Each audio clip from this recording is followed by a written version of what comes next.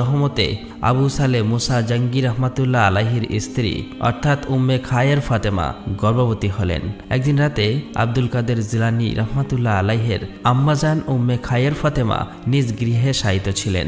গভীর রজনীতে তিনি স্বপ্ন দেখলেন হজরত আদম আলাইহিসসালামের স্ত্রী হজরত হাওয়া আলাইহিসসালাম তার কাছে উপস্থিত হয়ে বললেন, হে ফাতেমা, তুমি এই ভুবনের এক ভাগ্যবতী নারী। তোমার গর্ভে যে সন্তান আছে সে হবে আউলিয়া কুল্লের শ্রেষ্ঠ গৌসুল আজম আব্দুল কাদের জিলানী। অতএব তুমি খুব সাবধানে জীবন কাটাতে চেষ্টা করবে।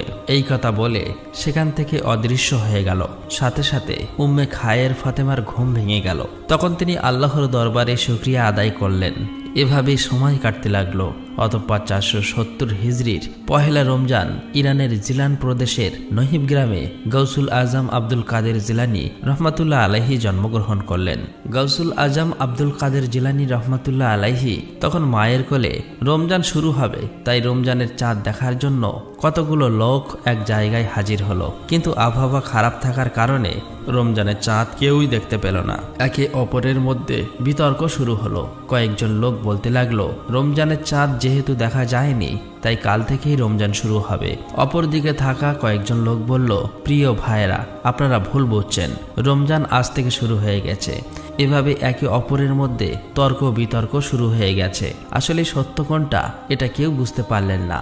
এদিকে গৌসুল আজম আব্দুল কাদের জিলানী রহমাতুল্লাহ আলাইহির আম্মাজান ভালোভাবে লক্ষ্য করে দেখলেন যে তার ছোট্ট শিশু ফজরের আজান থেকে মাগরিব পর্যন্ত একবারের জন্য দুগ্ধপান করেননি, এবং দুগ্ধ দিলেও ছোট শিশু গৌসুল আজম আব্দুল কাদের জিলানী রহমাতুল্লাহ আলাইহি দুধ খেতে চায়নি। তখন তিনি বুঝলেন আসলেই রমজান শুরু হয়ে গেছে।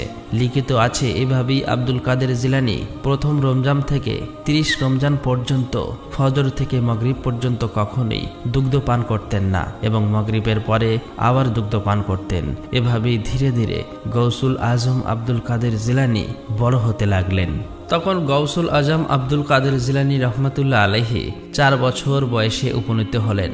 তখন কোরআন শিক্ষার জন্য তার নানাজান একটি হুজুরের কাছে নিয়ে গেল। প্রথম দিন হুজুর তাকে পড়াতে শুরু করলেন। হুজুর বললেন, পড়ো। আউযু বিল্লাহি মিনাশ শাইতানির রাজিম।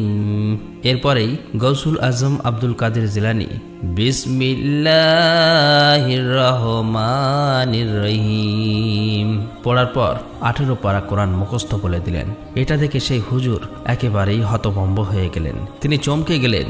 একা একা বলতে লাগলেন, এত ছোট বয়সে যাকে প্রথম পড়ানোর জন্য আনা হলো, পড়ানোর আগেই সে 18 পারা কোরআন কিভাবে মুখস্থ বলতে পারে? তখন হুজুর এক দৃষ্টিতে গৌসুল আজম আব্দুল কাদের জিলানীর দিকে তাকিয়ে রইলেন এবং বললেন, বাবা, তোমার নাম কি? তিনি বললেন, আমার নাম আব্দুল কাদের জিলানী। তখন হুজুর বললেন, তোমার ছুটি হয়ে গেছে, তুমি বাড়ি ফিরে যাও।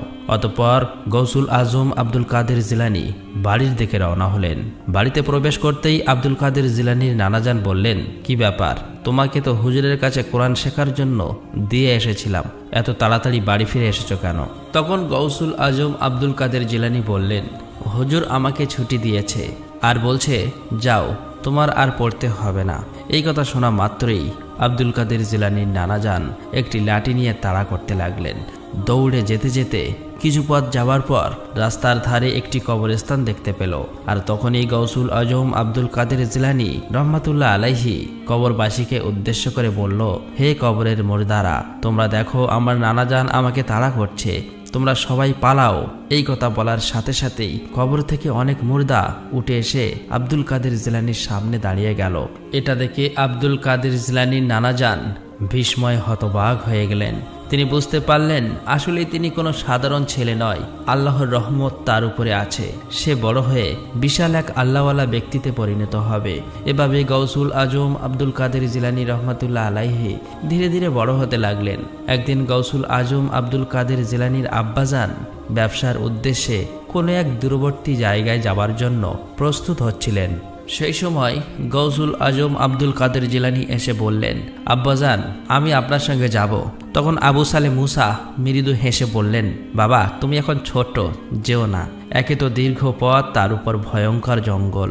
এই জঙ্গলে অনেক বাঘ ভাল্লুক থাকে, তারা আক্রমণ করতে পারে। তখন গাউসুল আজম আব্দুল কাদের জিলানী বললেন, আব্বাজান, তারা আক্রমণ করবে না, আমাকে নিয়ে চলো, আমি যাব। অতঃপর বালক আব্দুল কাদের জিলানীর কথা আর ফেলতে পারলেন না। পরের দিন বাবা ছেলে একসঙ্গে ব্যবসার উদ্দেশ্যে রওনা দিলেন। বাবা ছেলে উভয় যেতে যেতে জঙ্গলের মধ্যবর্তী স্থানে পৌঁছালেন। রহস্যময় এক জঙ্গল, ভয়ঙ্কর পশু পাখির ডাক, গা ছমছমে